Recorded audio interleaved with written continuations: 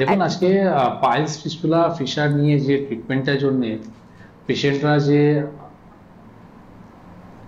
পেশেন্টটা নিয়ে যে পেশেন্টরা কনফিউশনে থাকে বা সার্জারির দিকে যে যায়, সার্জারি করে কি আমাদের রোগ কি ভালো হয়? একদমই নয়। আমাদের সার্জারি করার পর আমাদের অর্গানগুলো উইক হয়। একটা রোগী আমাকে বলুন যারা সার্জারি করে সুস্থ হতে পেরেছে, ম্যাক্সিমাম কেসের মধ্যে দেখা যায় যে কোনো সার্জারি হোক না কেন সেটা কিন্তু আমাদের শরীরের জন্য ক্ষতি করে।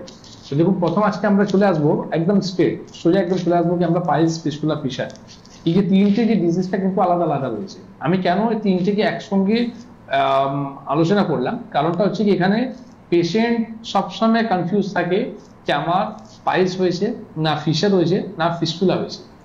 আর সেই কারণের জন্য তারা কিন্তু ভুল ট্রিটমেন্ট নেয়, আর ভুল ট্রিটমেন্টের জন্য তারা একটা সাফারিং করতে থাকে অন্য একটা ডিজিজের জন্য। যেমনি আজকে আমি ল্যান্সডাউনে আমার হসপিটালে বসে আমি আজকে লাইভ করছি, আর সেখানে একটা আজকে পেশেন্ট পেলাম কলোনি ক্যান্সারে। এই যে কলোনি ক্যান্সারে যে পেশেন্টটা পেলাম সেটা ডিউ টু হেমোরাইডস মানে পাইলসের সমস্যার জন্য দীর্ঘদিন ধরে উনি ভুগছিলেন।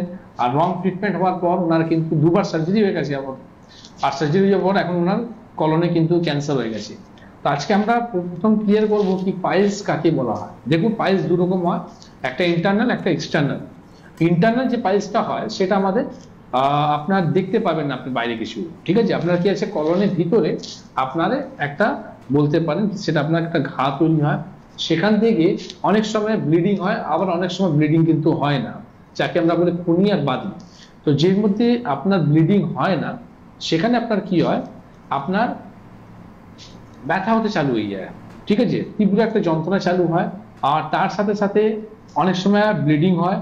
তো এটা হলো ইন্টারনাল। একটা এক্সটার্নাল যেটা হয় সেটা আপনি বাইরে থেকে দেখবেন একটা গ্যাস মতন বেরিয়ে যায়, ঠিক আছে। সেই গ্যাসটা আপনি দেখবেন আস্তে আস্তে কিন্তু বাড়তে থাকে, আবার অনেক সময় কিন্তু ভিতরে চলে যায়, আবার অনেক সময় বাইরে চলে আসে। তো এইরকম যে প্রবলেম নিয়ে যারা সাফারিং করছেন তারা আপনার ক্লিয়ার হয়ে যান, এটা কিন্তু হেমোরাইডস আছে, মানে আপনার পায়খানা রাস্তায় যদি আপনার কোনো রকম যদি কিছু গ্রোথ করছে মানে বাড়ছে, একটা আপনি বলতে পারেন ফুসফুরির মতো বলুন বা আপনার কোনো মাংসপিণ্ডের মতো বলুন যদি গ্রোথ করছে, সেটা কিন্তু হচ্ছে আপনার হেমোরাইডস, যাকে আমরা পাইলস বললাম। এবার ফিশারটা কি? পাইলস যদি এটা হলো তাহলে ফিশার কি? এবং ফিশার যেটা হচ্ছে সেটা আমাদের যেরকম শীতকালে আমাদের ঠোঁটগুলো শুকিয়ে যায়, ঠোঁটগুলো শুকিয়ে যাওয়ার পর ঠোঁটগুলোতে ক্র্যাক হয়ে যায়, মানে আমাদের ঠোঁট ফেটে যায়, ঠিক ওই রকমই আমাদের স্টুলের যে রাস্তাটা মানে পায়খানার যে রাস্তাটা রয়েছে সেখানে আপনার ড্রাই হয়ে যায়। আর ড্রাই হয়ে যাওয়ার পর কি হয়, সেখানে কিন্তু চিড় খেয়ে যায়, চিড় খেয়ে যাওয়ার পর ব্লিডিং হয়, তীব্র একটা যন্ত্রণা হয়, সিভিয়ার পেন হয়, সেখান থেকে পেশেন্ট কিন্তু পেন কিলার খেতে বাধ্য। আর এইরকম প্রবলেম থেকে তারা কিন্তু সাফারিং করতে থাকে, মানে কোনো জায়গায় বসতে পারে না, কোনো জায়গায় উঠতে পারে না, সাইকেল বাইক চালাতে পারে না।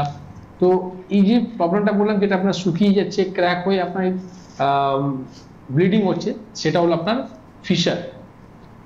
এবার আপনাদের থার্ড আমাদের ডিজিজ সেটা হচ্ছে ফিস্টুলা। ফিস্টুলা জিনিসটা কি?